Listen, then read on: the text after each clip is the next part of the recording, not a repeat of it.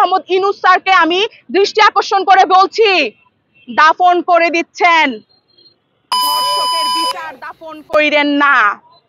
আমরা কিন্তু এই বাংলাদেশটা অর্ধেকটা নারীর, আমরা আপনাদেরকে জন্ম দিছি, বাংলাদেশটা বীরাঙ্গনারাও জন্ম দিছে, মুক্তিযোদ্ধারা যেভাবে যুদ্ধ করছে বীরাঙ্গনারাও কিন্তু যুদ্ধ করছে, আমরা পারি না এমন কিচ্ছু নাই। আমি আমাদের ডক্টর মোহাম্মদ ইউনূস স্যারের দৃষ্টি আকর্ষণ করতে চাই, আমাদের যত উপদেষ্টা ভাইয়েরা আছে আমি তাদেরকে ভাই বলবো, কারণ তারা আমাদের জুলাইয়ের আন্দোলনে কাঁধে কাঁধ মিলাই বলছিল বাংলাদেশ নতুন করে গড়বে, তারা এখন দল গঠন করছে, তারা এখন পার্টি গঠন করছে। তোমরা কিভাবে পারতেছো ভাই? দল গঠন করলেই বাংলাদেশ সুন্দর হয়ে যাবে? দল গঠন করলেই বাংলাদেশ নতুন বাংলাদেশ হবে? না রে ভাই, তোমাদের সবার উদ্দেশ্যে আমি বলছি, তোমরা সবাই রাজপথে নেমে আসো। আমাদের বাঙালিদের এখন প্রতিবাদ হয়ে গেছে ফেসবুকে। ফেসবুকে কিভাবে প্রতিবাদ হয়ে গেছে? কিছু একটা হলো না হলো, চোখের সামনে পড়লো, একটা শেয়ার বাটনে চিপ দিয়ে বললাম আমি প্রতিবাদ করছি। এভাবে যুদ্ধ করা হয় না, এভাবে দেশ স্বাধীন হয় না, এভাবে তোমার বোনের ইজ্জত তুমি রক্ষা করতে পারো না। তোমাকে রাজপথে, তোমাকে তোমার শরীর নিয়ে রাজপথে নেমে আসতে হবে।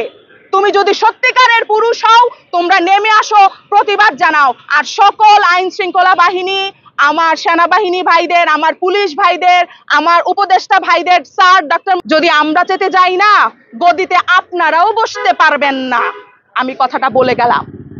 আমি একমত, কারণ উনি যখন আমাদের শপথ গ্রহণ করে, উনি যখন বিভিন্নভাবে আপনার কি বলে এটাকে বক্তব্য দেয়, উনি খুব চমৎকার বক্তব্য দেয়, কিন্তু উনি কি চমৎকার ভাবে বাংলাদেশটাকে গঠন করতে পেরেছে? উনি কি চমৎকার ভাবে বোনদের ইজ্জত রক্ষা করতে পেরেছে? উনি কি আগের বিগত সরকারদের তুলনায় চমৎকার কিছু করে দেখাতে পেরেছে? পারে নাই তো। তাই আমি বলতে চাই, বাহ ইউনূস চমৎকার।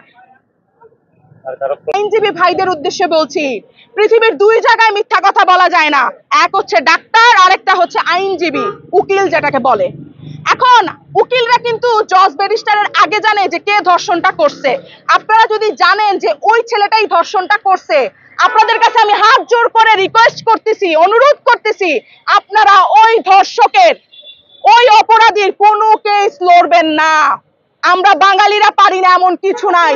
আমরা আজকে খুব আফসোসের সাথে আমার মা বলছে, জি জানোস, যদি তোর আর এই বাংলাদেশ দেহন লাগতো তাহলে জীবনও দোয়া করতাম না তুই বাসাত ফিরায়, তোরে কইতাম আমার জি মইরা যাক।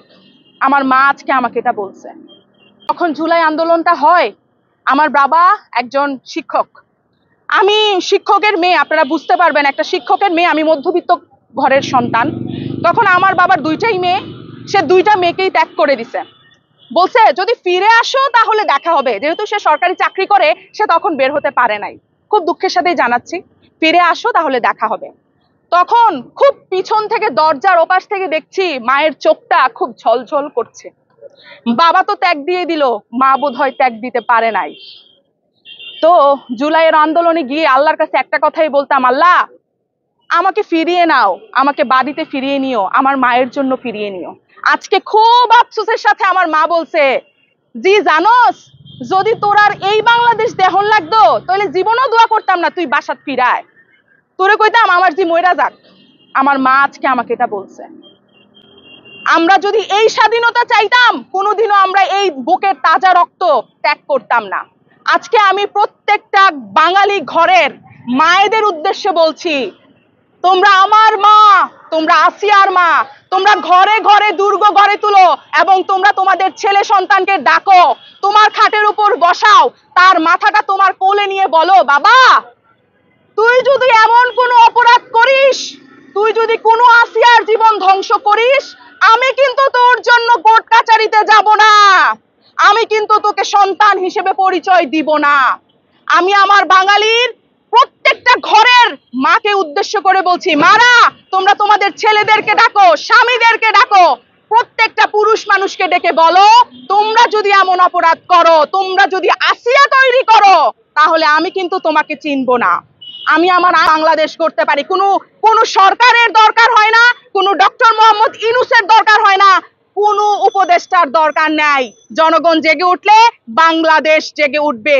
সেই জায়গা থেকে বলছি, প্রত্যেকটা জায়গা থেকে, প্রত্যেকটা অঞ্চল থেকে, সবাই সবার জায়গা থেকে ঘরে ঘরে জেগে ওঠো এবং এটার প্রতিরোধ জানাও।